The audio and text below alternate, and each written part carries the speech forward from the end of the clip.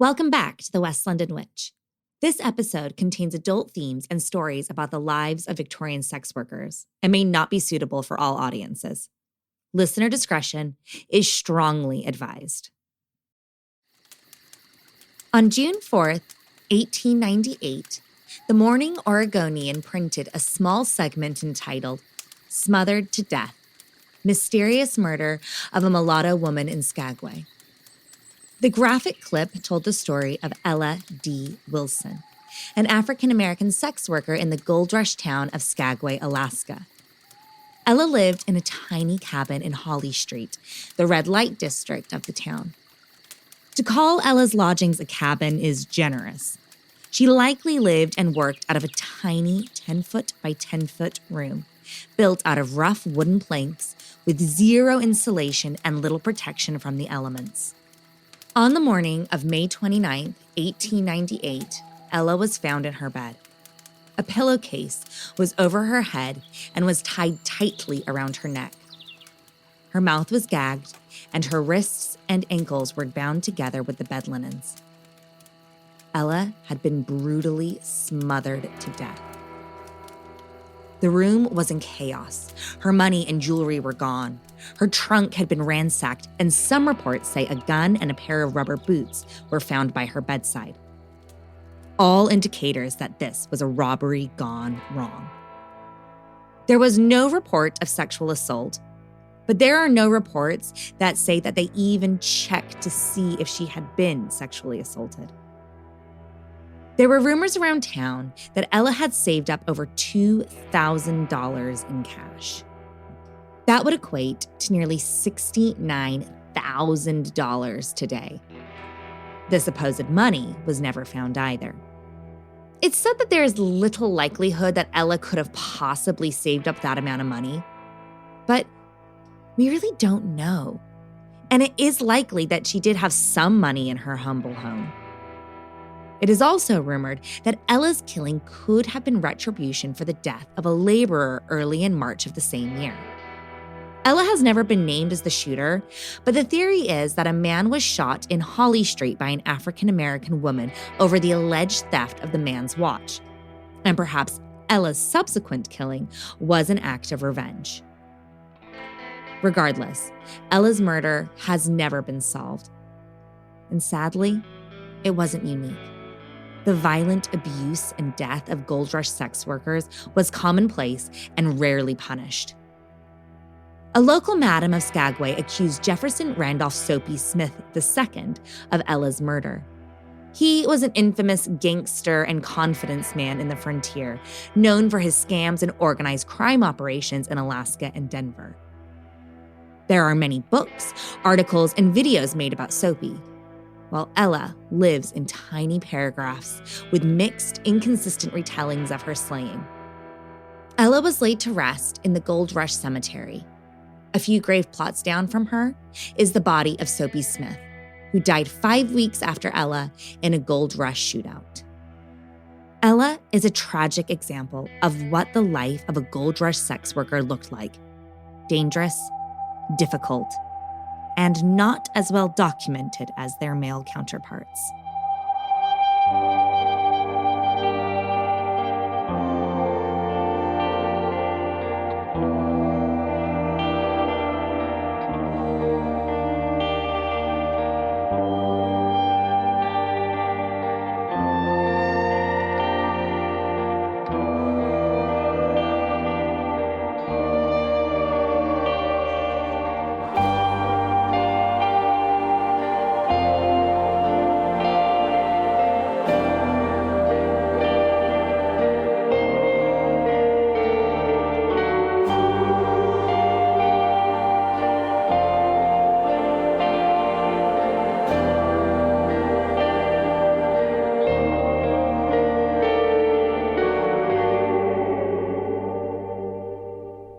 Hello and welcome to episode 35 of The West London Witch, a podcast where we share stories about those moments when we find ourselves very much not alone. Through keeping an eye on the West London Witch stats, I can see that from the inception of the show, we have had a cluster of loyal listeners from the last frontier, Alaska. So, I set out to find a wonderfully chilling local story for you to enjoy. 90 miles north of Juneau is the seaside town of Skagway. Incorporated in 1900, the city was the gateway to the Yukon and Klondike gold mines. The best place in town for a lonely miner to get a drink, a dance, or some company was the Red Onion Saloon. Downstairs of the Red Onion was a bar and dance hall, and upstairs was a high-priced, top-shelf bordello.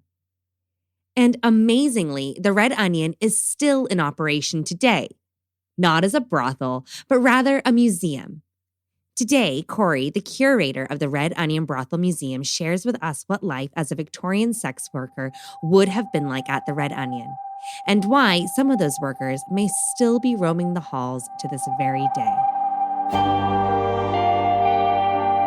I'm Rebecca Struzina, and this is the West London Witch. Episode 35, The Red Onion Saloon.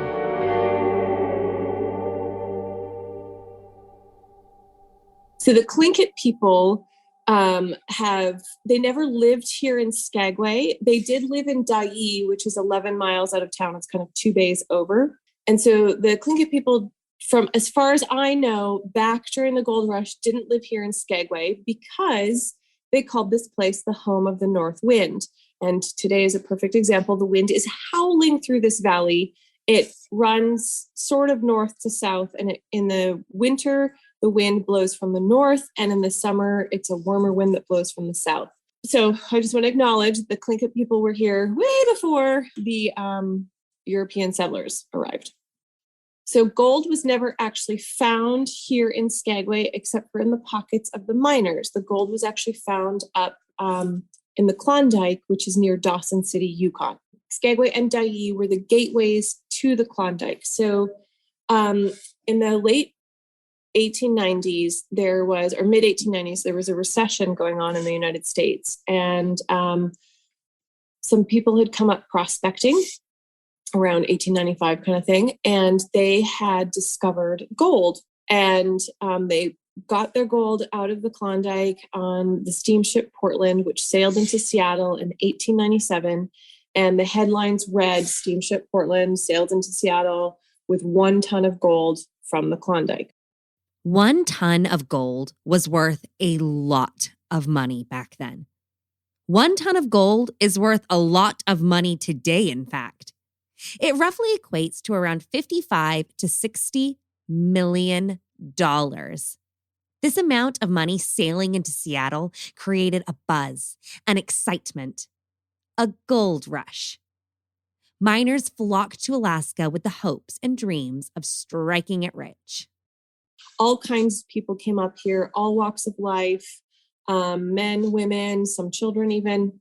What they discovered was coming up to Skagway became the easiest way to access the Klondike. And they would hike over the Chilkoot Trail, which is 36 miles long. And then they would arrive at Lake Bennett. And then that would put them onto the waterways that would bring them up to the Klondike. And that was about a 500-mile journey. It was really, really harsh. They would sometimes hire packers. Sometimes they would pack their own stuff. You're crossing through Canada to go and do this. So the Mounties implemented you had to have 1 ton of goods. And they had a list of all the goods you had to carry to bring up there. Now you can hike the Chilkoot with a 35-pound pack and do it in 5 days. Back then, the easiest time to do it was in the winter. And it was just, there's like a picture you can find that is called the Golden Stairs. And it's people with these huge packs on their back, hiking basically one right after the other up the Golden Staircase. Skagway was a rough place to live back in 1898. It was essentially a boomtown, a gold rush boomtown from 1898 to 1900. The Red Onion Saloon operated as a brothel and a saloon and dance hall for those 2 years, from 1898 to 1900. It was very difficult to make a living here, especially as a woman. If you were a respectable woman, you would try, working in as a baker, a cook, a laundress, a seamstress, cigar shop, that kind of stuff. But you could only earn about $3 a day. And the cost of living up here was about $6 a day back then. So it was very difficult to make ends meet. So a lot of women turned to the world's oldest profession because there was 15,000 men roughly that were passing through here at any given time and only 300 ladies. So the odds were good that you could make a living doing the world's oldest profession. And so downstairs, we had saloon girls, and they were the women who the miners would pay $1 a dance for. And you would, belly up to the bar and you could order shots of liquid courage. And of course, the miner would buy, or the gentleman would buy her a shot of liquid courage while the bartender's going to give her water.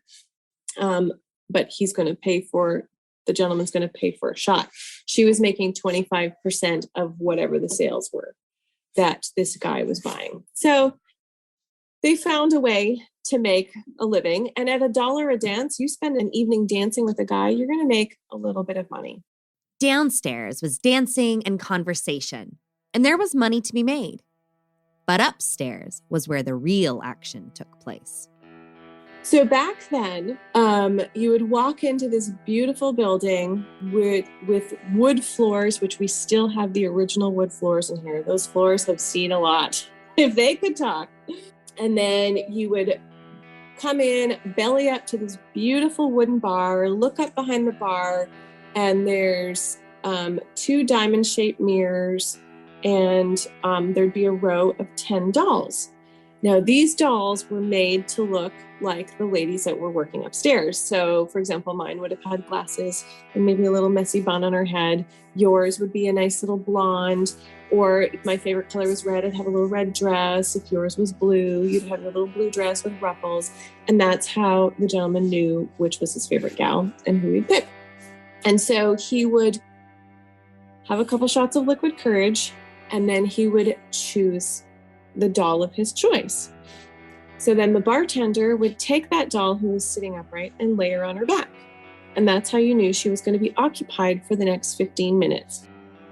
The cost for a visit upstairs was $5 for 15 minutes. That $5 would be split between the madam, the woman in charge of the brothel, the bouncer, and the sex worker herself.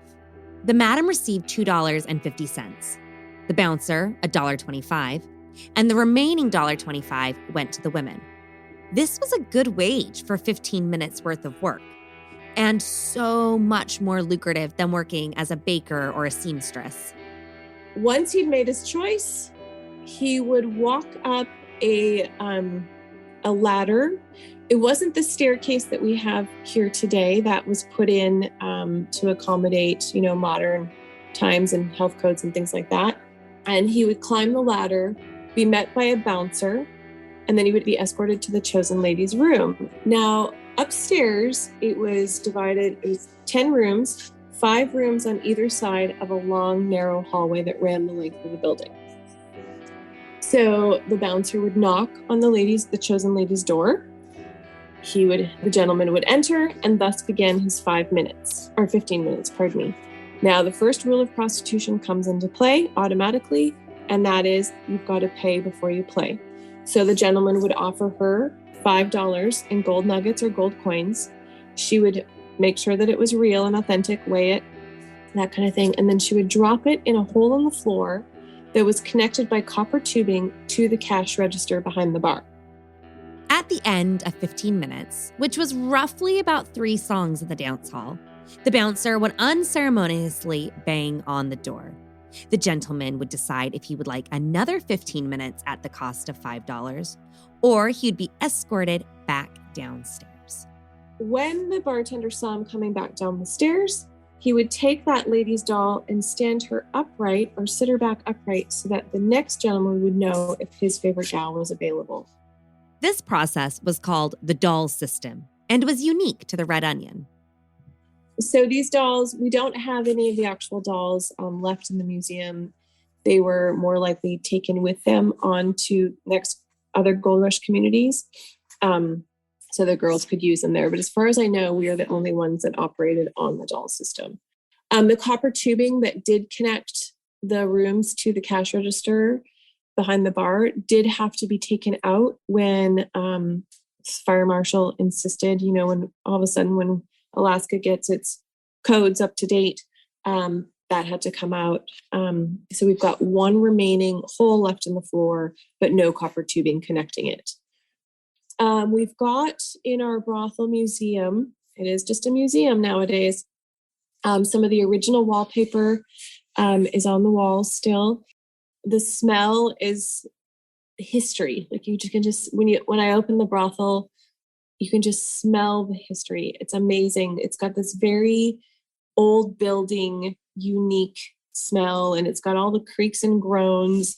There are parts of the walls, the exterior walls, that you can see daylight coming through. These buildings were built as temporary structures.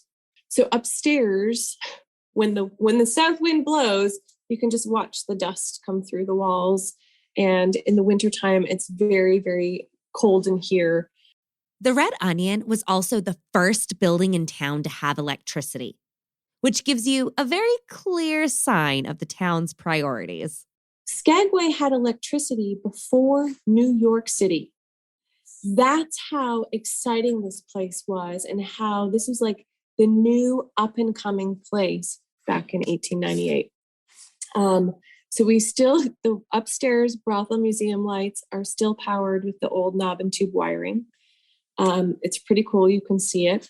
And then we also have some artifacts up there that we've collected over the years, but also some that have been found underneath the floorboards. So a lot of the gals would hide some of their prized possessions under the floorboards. We found a curling iron. It's a curling iron very similar to what we use today, except instead of a pronged end on it to plug into an outlet, it's got a light bulb end. So it screws into a light bulb.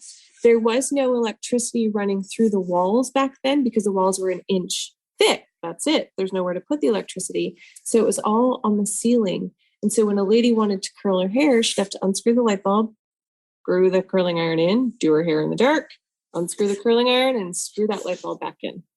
Stashed away in the floor, a bustle pad was found, along with combs and pins. But the most incredible find was found preserved in an old chest. It was a dress, and it's a linen or a cotton mesh. I haven't done a fiber analysis on it. And then it's got silver-plated copper pieces wrapped around and squished into place to create the design. It's absolutely stunning. And the design looks like the hierarchy of a brothel. You've got at the top, you've got these lovely women with large skirts going all over the ground. Their hands are on their hips. And those I like to think of as the madams. They're the women that ran this place. And then underneath them, you've got little stick ladies with little dresses, long legs, short skirts. Those would be the working girls. And then under them is a row of stick men. Of course, those would be the guys that came to visit with little tick marks, maybe indicating how many times they've been upstairs to the brothel. And then the bottom was finished with another row of the lovely, what I call the madams, in their big dresses and their hands on their hips. We think this may have belonged to a madam just because of that design. This would have been a very expensive garment to have made, and it weighs about 10 pounds. And it's something that this would have been worn as an undergarment. It would not have been something that the whole world got to see. These incredible artifacts were all found upstairs where the women lived and worked. Today, you can still see these rooms and how they would have been set up. One room that we've kind of done up to look like a crib room, which a crib is a 10 by 10 room that the girls would have lived in and worked out of. And so in that room, you'll see some of the old wallpaper and then some more modern wallpaper made to look old. And then there's a travel size metal bed. So a travel size bed, they're so narrow, they're It's really, really narrow bed. And these were the bed frames that the ladies would transport with them from Gold Rush to Gold Rush. So the gals never stayed here for very long because they basically were following the money. And the Alaska Gold Rushes, they moved, like Klondike Gold Rush, and then it moved to Nome and Fairbanks. And so they traveled where the money was. Turnover rate at the Red Onion was very high. And we know this not because of employee records or any sort of documentation, but because of the wallpaper. One of the perks the women received when working at the Red Onion was that they were allowed by the madam to have their room redecorated to fit their taste. Some rooms had 18 layers of wallpaper. Considering that the Red Onion only served as a brothel for 2 years, that is an incredible amount of women to pass through. So what was life like for these women? Well, it was hard. Very, very hard. Their ability to earn a proper living wage from quote unquote respectable work was impossible. Prostitution, as it was known at the time, was dangerous, and there were different levels of working conditions and rates of pay.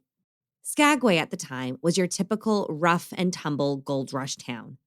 Unpaved streets, no plumbing, poor sanitation, lots of brawls and violence and murders.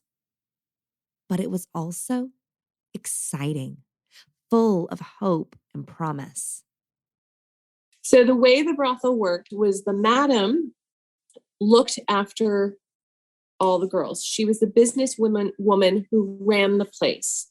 So she would make sure they were fed, they were clothed, they were taught, like educated. They all had medical checks regularly because these were her investments. She made sure that her girls were healthy and happy and able to do a good job. So they worked basically 12 hours a day, 6 p.m. to 6 a.m., and then they'd have the days off.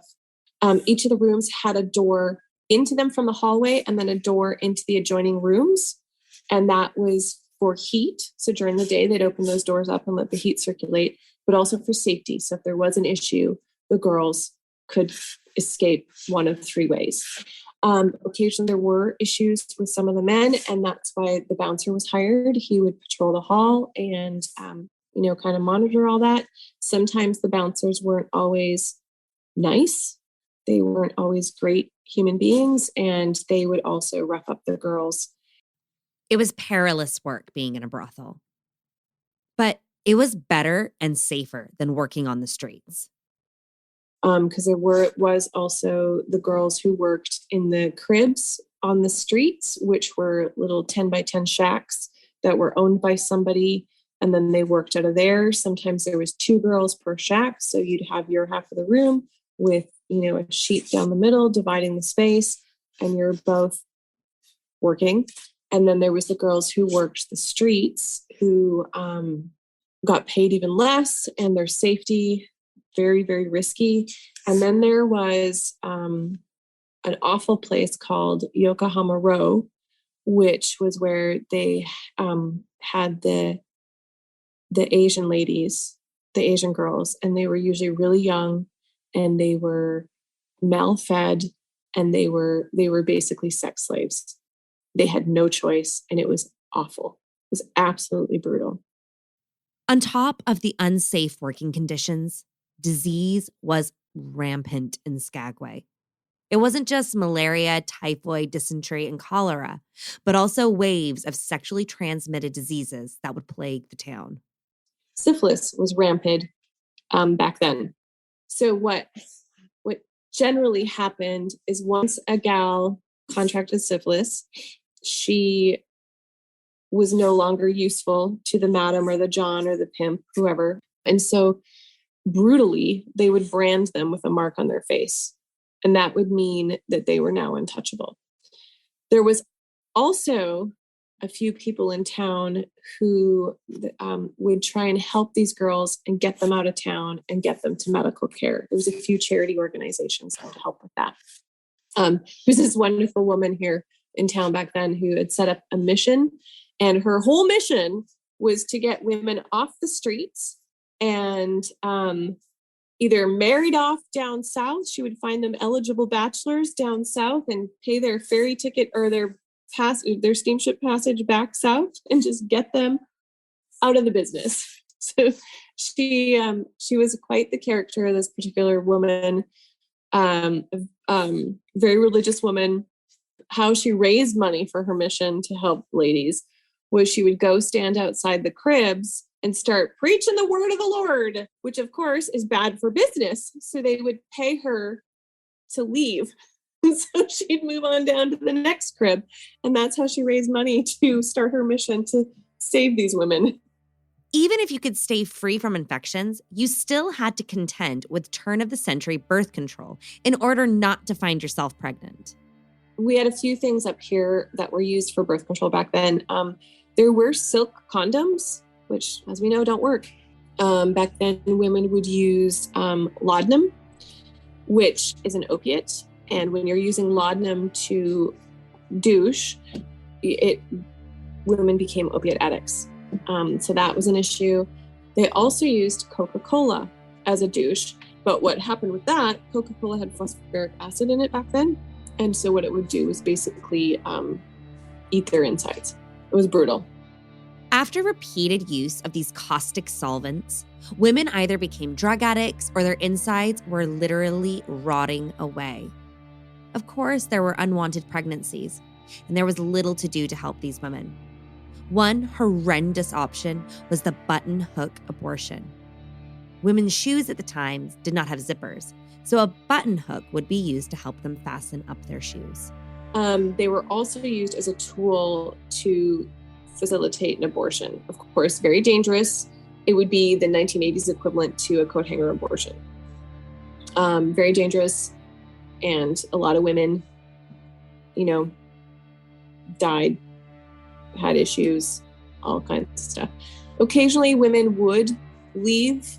They would be able to get out and have their babies if they wanted to, but they did a lot of whatever they could to try and prevent pregnancy.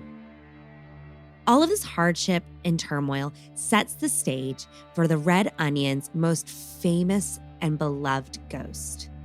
And so during the gold rush, women would come up on a promise by a gentleman, whether it be a husband, a brother, lover. They would come up to Skagway, and once they got here and the men found out how difficult it was to get to the gold fields, they would just say, honey, you just wait here and I'll come back for you once I've struck it rich, or I'll send for you and then you can come and join me. Like, there's no point in you making the perilous journey with me. Well, quite often, these men would end up dying because the journey was so perilous.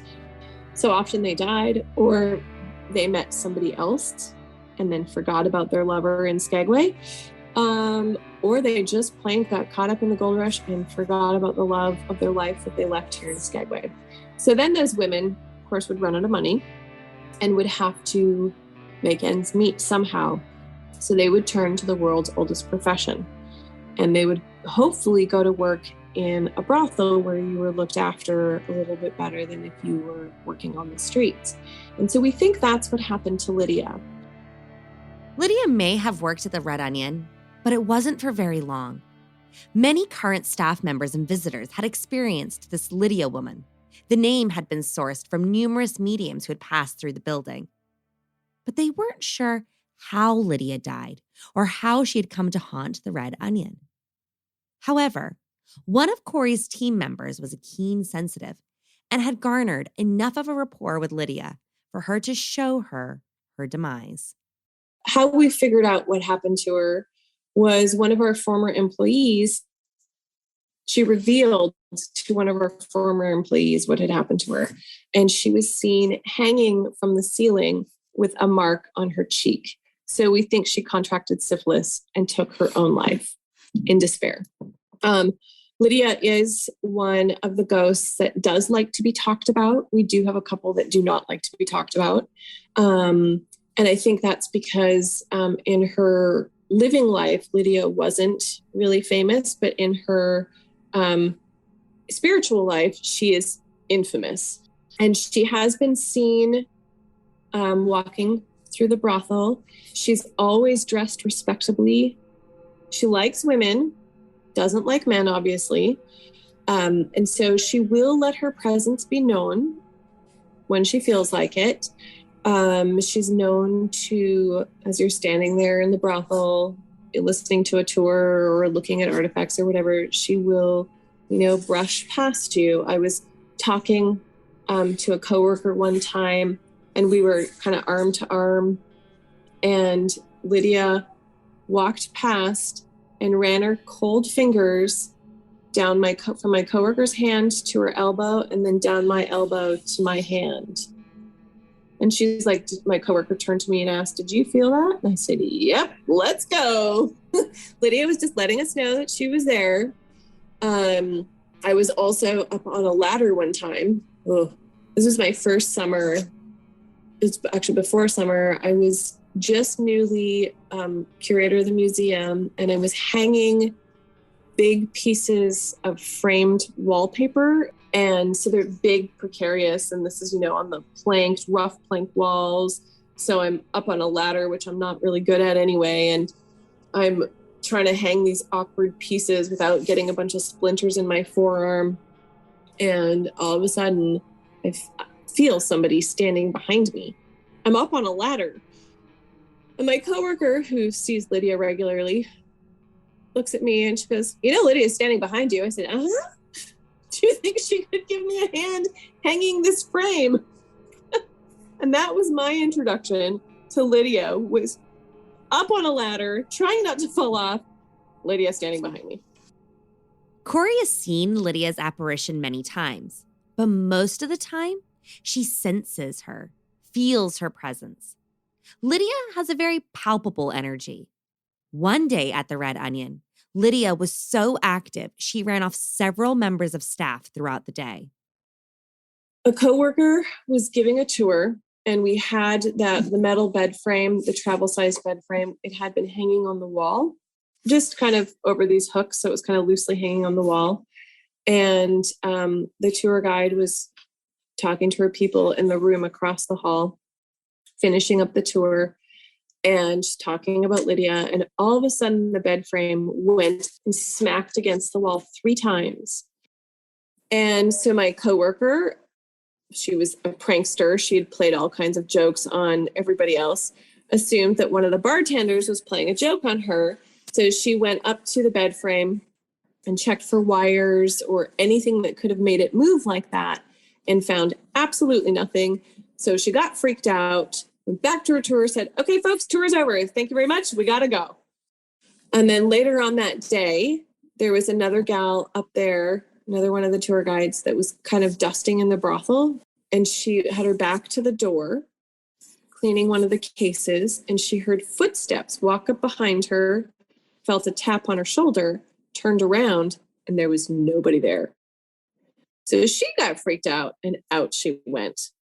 But that same day, 2 of the tour guides were up in our dressing room, which happens to be one of the old crib rooms, and they were changing into their regular clothes from their costumes.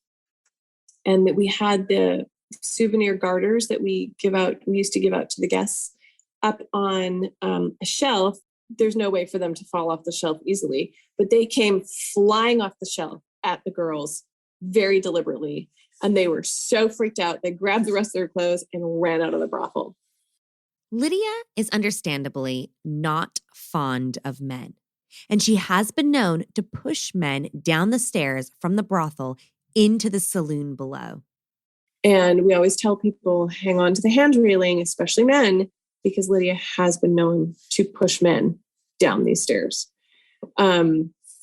We had a cook that worked here who had been getting something from upstairs. And as he was coming down the stairs, leaving the landing, he felt like somebody put 2 hands on his back and pushed him. Lydia is intelligent, sensitive, and sometimes mischievous. She's a proper girl's girl who does not suffer a fool. So like I said, Lydia likes women, but not so much with men. And on this particular day, my coworker was down here, down in the bar, bartending. And there was a table sitting kind of close to the bar. And the man wasn't being very nice to his wife or partner, whoever she was. He was being kind of rude and, a bit of a jerk. And he got up and went to the restroom. And when he came back, he went to sit in his chair, and his chair suddenly moved out from underneath him. It was pulled away. So he fell on the floor, flat on his back. And my coworker swears she saw a tiny boot print right on his chest. Like Lydia was standing on him and pulled his chair out for being a jerk to his lady friend. There also has been a time when there was dust on the bar, and a coworker came in and there was tiny boot prints that had walked down the bar. Sometimes people have reported that they've been in the building by themselves, and it sounds like somebody's walking back and forth upstairs. I don't think that's Lydia. I actually think that's the bouncer, because that would have been what he did in his living life, was pacing back and forth. But some people think it might be Lydia. The bouncer is another ghost at the Red Onion, but he is not remembered so fondly. I won't give you his name because he doesn't like us talking about him. And the fact that I'm even talking about him in the building is a bit risky. So please forgive me. He acts up when we talk about him. And working in here sometimes by myself, I don't want him acting up. He's not very pleasant. But he was, from what I gathered, he was murdered upstairs in the hallway. He was stabbed to death because he was a jerk and he was rude to people and mean and abused the women. So I wouldn't be surprised if one of them decided to take care of him.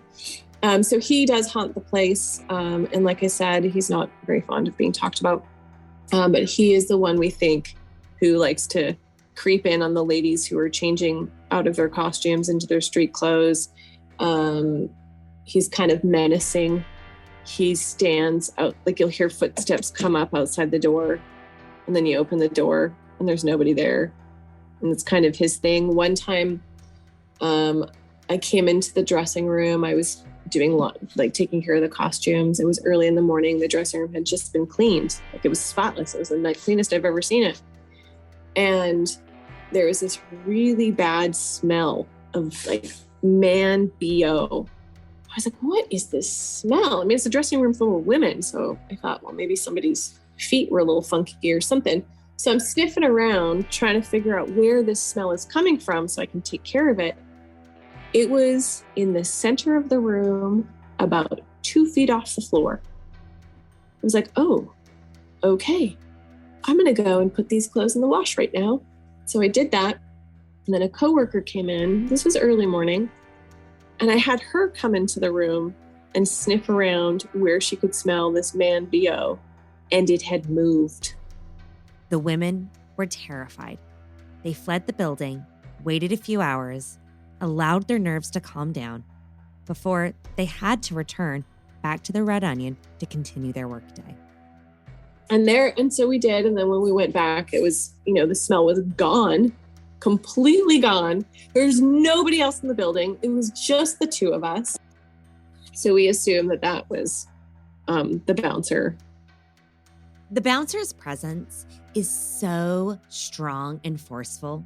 He still dictates when people are allowed into the building. But my coworker came in and she opened the door, and she just was met with this wall of menace, I think is the only way I can describe it. So she went to walk in, and she just got this sense of, I should not be here right now. And so she turned around, walked back out, and gave it about an hour. And then she came back, and it felt completely different. Completely different. So for some reason, he didn't want anybody in there right now. But that's the thing about the Red Onion. You don't know what you're going to walk into. You may catch the bouncer on a day where he's being particularly malicious, or when Lydia is pushing people downstairs. But she isn't always pulling chairs out from underneath men or brushing by people. Sometimes she's just being a little bit naughty. She's a bit of a poltergeist. She likes to play tricks. She will take things and hide them. And you will be looking, you know exactly where you put this item and it's missing. And you will be looking for it, looking for it, looking for it. And finally, Lydia, please return, whatever. And then a day later, it shows up. For example, we had a bra. It was a 1950s bra. It was red. It was one of those cone-shaped beauties. It was hanging on the wall as a display. And it was in the same spot for about 10 years and hanging on the wall. And then I came in one day and it was gone. It was completely gone. We had an event and some people had been upstairs in the museum. And so I questioned every single one of them. I was like, what happened to this? You guys aren't supposed to touch anything. Like, where did this bra go? Nobody knew anything about it. For 3 years, Cori and a coworker searched high and low for this bra, but it was gone, vanished without a trace. And then one day, the same coworker who'd been helping me for years look for this thing comes out and she's like, look what I found. In a spot that we had looked repeatedly, she found the bra. And I was like, thank you, Lydia, for returning the bra we've been looking for 3 years. It's quite endearing to think about Lydia playing harmless pranks on the staff. Because when you think about what her life would have been like, it's definitely not lighthearted. And her passing and the events that preceded it were absolutely horrifying. I had a lovely lady from Texas and her son come on the tour. And at the end of the tour, we're all done. And I, told them all the stories and saying goodbye to everybody. And they asked if they could go back and see the spot where Lydia had hung herself. She wanted to take a picture in that spot. I said, sure. So we went back over and I have some really lovely pieces of historic lingerie hanging, or I used to have them hanging there. And sometimes though they're on an exterior wall, if the wind is blowing, they'll kind of flutter a little bit. But this particular day, there was no wind blowing at all. And so we're standing, staring at this, looking at the spot where she's taking a picture of where Lydia has appeared, where she'd hung herself. And we're talking about Lydia. And all of a sudden, the little boy, he was about 12 years old. So young man, his eyes got huge and he starts pointing. He's like, Mom, is that Lydia? As the clothes are fluttering. And I was like, oh no, honey, it's not Lydia. It's just the wind. But there was no wind out there.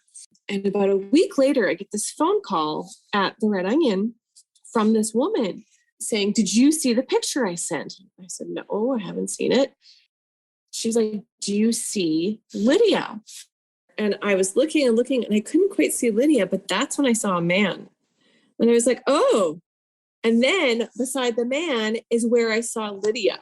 Like you could see their outlines, like even his face, you could see his face and her face. It was so cool. I want to leave you with one more story about the Red Onion and Lydia. Cori video chatted with me from the saloon itself and offered to take me on a virtual tour of the brothel. Of course, I was absolutely delighted. First stop on the tour was to see the madam's dress. However, when we passed through the area where Lydia is seen hanging from the ceiling, the connection cut out. We tried again, lost connection. We tried 3 times, but every time she passed through that space, the call dropped off. I didn't take it personally, though, because I think it was Lydia telling me I needed to come and visit her in person at the Red Onion and see the dress and her home in the flesh. Alternatively, you can visit the West London Witch Facebook and Instagram to see pictures of the beautiful artifact.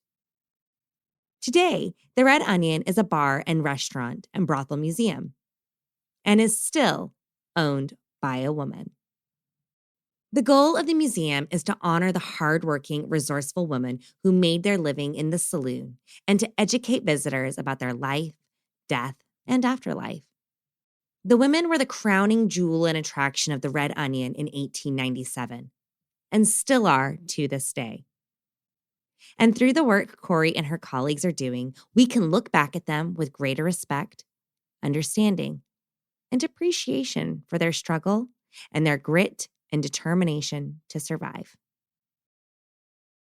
Yeah, so if you're ever cruising to Alaska or in Alaska, please stop by and see us at the Red Onion Saloon. Come by, take one of our tours, head up to the Brothel Museum, grab a drink. It's a fun happening place.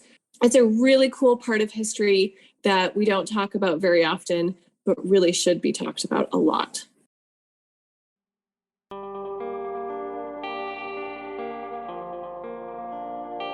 Do you have a spooky story you'd like to share? I'd love to hear it. Drop me an email at thewestlondonwitch@gmail.com or find us on Instagram and Facebook at The West London Witch. If you enjoyed today's episode, don't forget to subscribe, rate, and review. And come and follow us for additional content on Instagram and Facebook. Until next time, merry meet, merry part, and merry meet again.